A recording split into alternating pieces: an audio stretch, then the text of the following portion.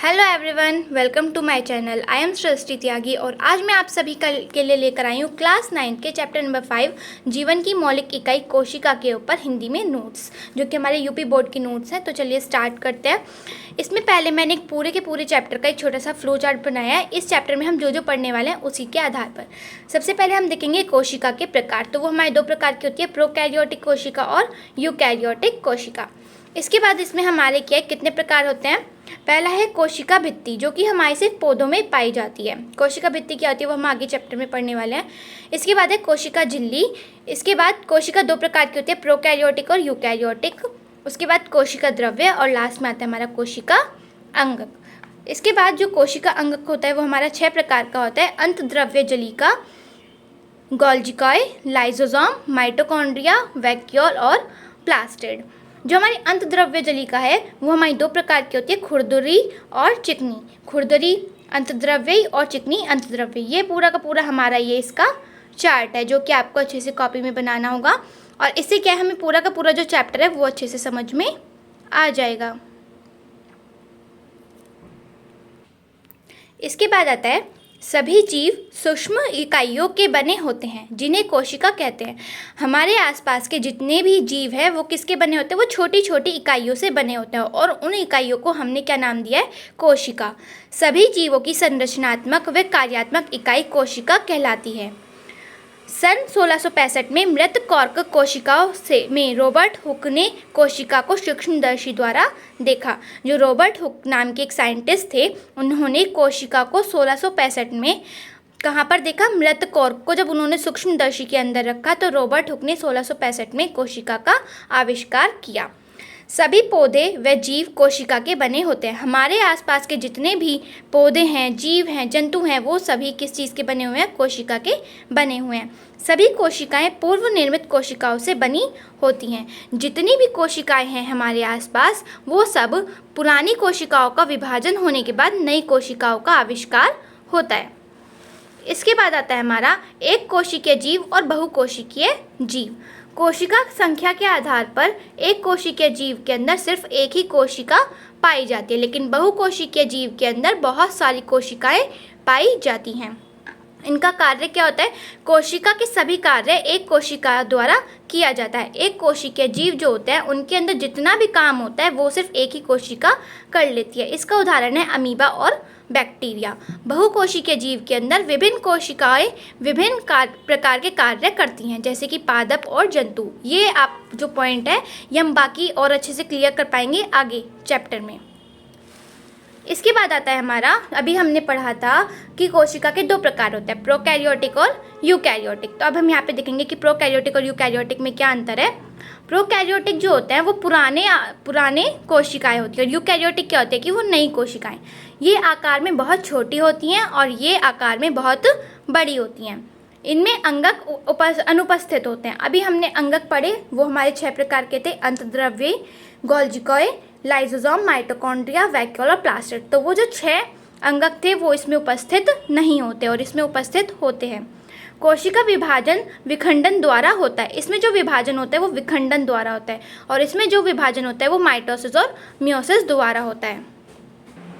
इसके बाद आता है कोशिका के भाग। कोशिका 3 भागों में विभाजित है, प्लाज्मा झिल्ली, केंद्रक और कोशिका द्रव्य। तो चलिए हम सबसे पहले पढ़ेंगे कोशिका झिल्ली या प्लाज्मा झिल्ली क्या होती है। कोशिका झिल्ली को प्लाज्मा झिल्ली या प्लाज्मा लेमा भी कहते हैं। यह पादप व जंतु कोशिका दोनों में पाई जाती है। जैसे हमने अभी पढ़ा था कि जो हमारी कोशिका भित्ति होती है वो सिर्फ पादप में पाई जाती है, जंतु में नहीं पाई जाती। लेकिन कोशिका झिल्ली जो होती है वो हमारे पादप में भी पाई जाती है और जंतु में भी पाई जाती है। यह प्रत्येक कोशिका को दूसरी कोशिका द्रव्य से अलग करता है। इसमें क्या होता है कि अंदर का जो कोशिका द्रव्य है और बाहर का जो कोशिका द्रव्य है उसको अलग अलग ये भाग में कर देता है। यह प्रोटीन व लिपिड की बनी होती है। अगर आपका क्वेश्चन आता है एमसीक्यू में कि कोशिका झिल्ली किस चीज़ की बनी हुई होती है, तो आप उसमें क्या लगाएंगे, प्रोटीन व लिपिड की बनी होती है। इसके बाद आता है आपका कोशिका भित्ति। यह पादप कोशिका की सबसे बाहरी झिल्ली होती है जो जंतु कोशिका में अनुपस्थित होती है। इसका कार्य क्या है, कोशिका को संरचना प्रदान करना। कोशिका को बनाने में जो सहायता प्रदान करता है वो कौन करता है, कोशिका भित्ति। यह विभिन्न अणुओं को आर पार जाने देती है। जैसे बाहर के जो अणु हैं वो कोशिका के अंदर जा सकते हैं और अंदर के बाहर आ पाते हैं। इसके बाद आता है हमारा केंद्रक। इसकी खोज रॉबर्ट ब्राउन ने 1831 में की थी। तो ये आपसे एमसीक्यू में पूछ लिया जाता है कि केंद्रक की जो खोज हुई थी वो कब हुई थी या किसने की थी।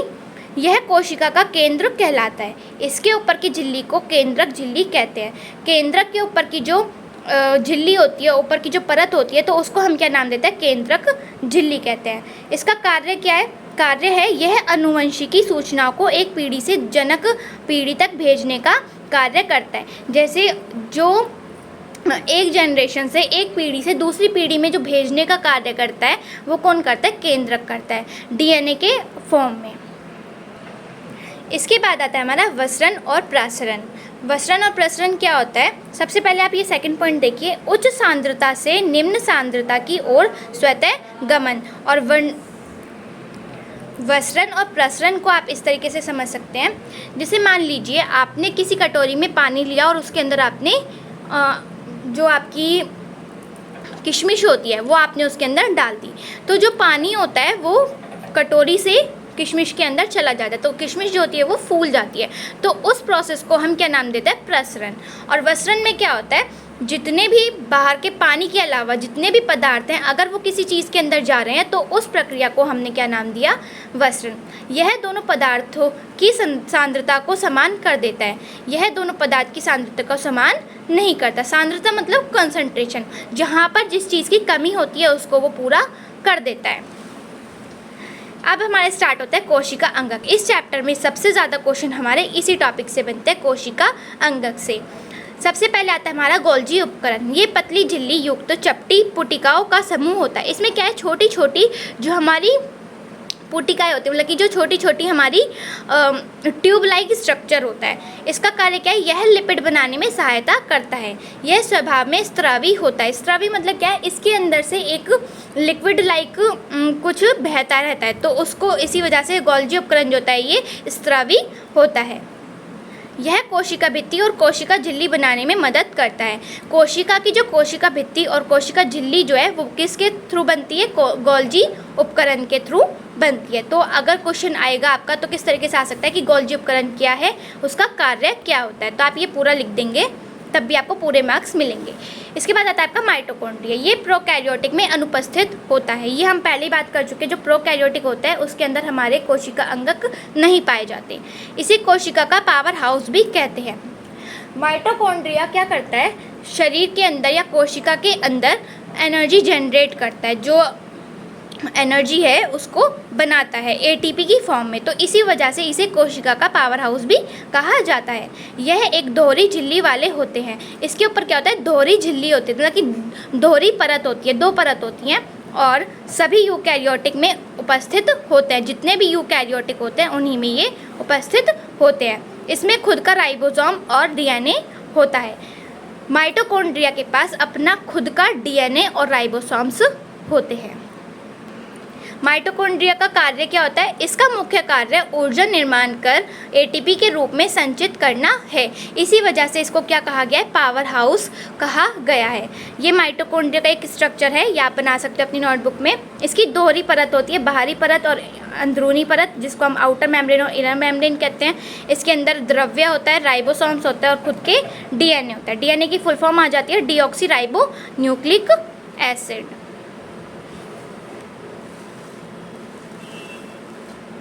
इसके बाद आता है हमारा राइबोसोम। राइबोसोम क्या होता है? यह अत्यंत छोटे गोल कण हैं जो जीव द्रव्य में स्वतंत्र रूप से तैरते या अंतर्द्रव्य झिल्लिका की बाहरी सतह पर चिपके रहते हैं। राइबोसोम या छोटे छोटे गोल से कण होते हैं जो कि क्या है? अंतर्द्रव्य झिल्लिका के या तो बाहरी जो परत होती है उसके ऊपर पाए जाते हैं या फिर कोशिका के अंदर तैरते रहते हैं। यह प्रोटीन व आरएनए के बने होते हैं। तो ये फिर से क्वेश्चन आ सकता है कि राइबोसोम किस चीज़ के बने होते हैं? प्रोटीन और आरएनए के। इसका कार्य क्या है? सभी संरचनात्मक व क्रियात्मक प्रोटीन का संश्लेषण राइबोसोम द्वारा किया जाता है। किसी भी कोशिका के अंदर प्रोटीन कि जो संश्लेषण होता है, प्रोटीन जो बनता है वो किसके थ्रू बनता है, राइबोसोम के थ्रू बनता है। हम सभी को पता है कि जैसे हम इंसान हैं, हम प्रोटीन खाते हैं, हमारे लिए प्रोटीन बहुत ज़रूरी है। इसी प्रकार जो कोशिकाएं होती है उनके लिए भी प्रोटीन बहुत ज़्यादा ज़रूरी है। तो प्रोटीन और आरएनए या जो है हमारा किसके थ्रू बनता है, कोशिका के अंदर राइबोसोम के थ्रू बनता है। इसके बाद आता है हमारा अंतद्रव्य जलिका। ये है झिल्ली युक्त नलिकाएं होती हैं। ये क्या है, छोटी छोटी नलियां होती हैं कोशिका के अंदर। यह 2 प्रकार की पाई जाती है, खुरदरी और चिकनी। खुरदरी की अभी हमने देखा कि जो राइबोसोम्स होते हैं वो अंतद्रव्य जलिका के परत, जो ऊपरी बाहरी परत होती है उसके ऊपर पाए जाते हैं, लेकिन हर राइबोसोम हर अंतद्रव्य जलिका के ऊपर नहीं पाए जाते। जिन अंतद्रव्य जलिकाओं के ऊपर राइबोसोम्स उपस्थित होते हैं उनको हम खुरदरी अंतद्रव्य जलिका कहते हैं, लेकिन जिन अंतद्रव्य जलिका के ऊपर राइबोसोम अनुपस्थित होते हैं उनको हम चिकनी अंतद्रव्य जलिका कहते हैं। इनका कार्य क्या है, यह वसा प्रोटीन के संश्लेषण में मदद करती हैं। ये प्रोटीन और वसा के को बनाने में सहायता करती हैं अंतद्रव्य जलिका। यह केवल ऐसा अंगक है जो कोशिका के अंदर पदार्थों के और केंद्रक के बीच परिवहन के लिए नलिका सुविधा प्रदान करता है। इसका क्या मतलब हुआ, जैसे मान लीजिए कोई कोशिका है, कोशिका के और नलिका के अंदर और बाहर के लिए जो जितने भी पदार्थ हैं वो अगर अंदर और बाहर हो रहे हैं तो वो इन जलिकाओं के थ्रू हो रहे हैं। जैसे हमारे शरीर के अंदर जो खून है वो पूरी बॉडी के अंदर जो बहता है वो किसके थ्रू बहता है, हमारी वेन्स और आर्टरीज़ के थ्रू। तो अंतद्रव्य जलिका आर्टरीज और वेन्स के ही काम करती हैं कोशिका के अंदर। ये हमारी 2 प्रकार की है, खुरदरी और चिकनी। इसके बाद आता है हमारा प्लास्टिड, जो कि हमारा सिर्फ पादप कोशिकाओं में पाया जाता है। यह एक पदार्थ के अंदर धसी होती है जिस पदार्थ का नाम है स्ट्रोमा। ये बहुत इंपॉर्टेंट है आपका स्ट्रोमा, कि प्लास्टिड कहाँ पाए जाते हैं। ये एक पदार्थ में धसी रहती है जिसका नाम क्या है, स्ट्रोमा। ये 3 प्रकार की होती है, ल्यूकोप्लास्ट, क्रोमोप्लास्ट और क्लोरोप्लास्ट। पौधों के अंदर जो कलर होता है, अगर सफ़ेद कलर है तो वो ल्यूकोप्लास्ट की वजह से होता है, लाल और भूरे कलर के होते हैं तो वो क्रोमोप्लास्ट, ज़्यादातर जो हरा रंग होता है वो क्लोरोप्लास्ट की वजह से होता है। प्लास्टिड सिर्फ हमारा पादप कोशिका में पाया जाता है, जंतु कोशिका में नहीं पाया जाता। इसके बाद आता है हमारा वैक्यूल। ये कोशिका द्रव्य में झिल्ली द्वारा निश्चित थैली के आकार की संरचनाएं होती हैं। वैक्यूल क्या होती हैं, ये थैली लाइक स्ट्रक्चर होता है, थैली के आकार की संरचनाएं होती हैं। जंतु कोशिका में जो रिक्तिका, वैक्यूल को हम रिक्तिका भी कह देते हैं, जो कि छोटी होती है। जंतु कोशिका में जो रिक्तिकाएं होती है या वैक्यूल होता है वो छोटा होता है और पादप में बड़ा, मतलब पाया दोनों में जाता है, लेकिन जंतु में छोटा होता है और पादप में बड़ा। इसका कार्य करता है, ये कोशिका के अंदर प्रसरण दाब का नियंत्रण व पादप कोशिका होता है। प्रसरण अभी हमने पढ़ा था, पानी को जहाँ पर पानी की कमी है वहाँ तक पहुँचाना, उसको हम क्या कहते हैं, प्रसरण कहते हैं। और ये काम कौन कराता है, हमारा वैक्यूल कराता है। इसके बाद है हमारा लाइसोसोम। इनका मुख्य कार्य कोशिका को साफ रखना होता है। जैसे कोशिका क्या है कि भाई देखो गंदी तो होगी, अगर उसके अंदर बहुत सारी एक्टिविटीज़ हो रही हैं तो कोई ना कोई इनएक्टिविटी भी होगी तो जिसकी वजह से वो गंदी हो जाती है। तो उसको साफ रखने का काम कौन करता है, लाइसोसोम।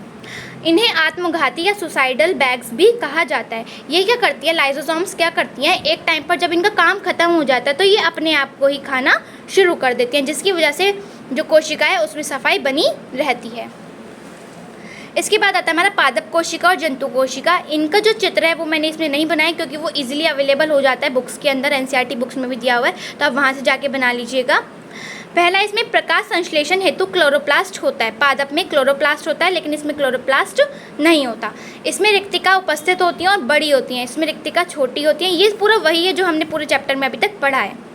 इसमें लाइसोसोम नहीं होता है पादप में, लेकिन जंतु में लाइसोसोम होता है। इसमें गोल्जी उपकरण पहले से विकसित नहीं होता पादप में, लेकिन जंतु में गोल्जी उपकरण पहले से ही विकसित होता है। तो ये हमारा चैप्टर नंबर 5 के नोट्स थे। इनको मैंने कोशिश किया कि मैं आपको समझा सकूं। अगर आपको वीडियो अच्छी लगी है तो प्लीज़ आप वीडियो को लाइक कीजिए, चैनल को सब्सक्राइब कीजिए, क्योंकि जो चैनल आपने सब्सक्राइब किया हुआ था वो बंद हो चुका है, तो ये नया चैनल है मेरा। तो प्लीज़ जाके सब्सक्राइब कीजिए, वीडियो को ज़्यादा से ज़्यादा शेयर कीजिए और अच्छी लगी तो प्लीज़ लाइक कीजिए। Thank you.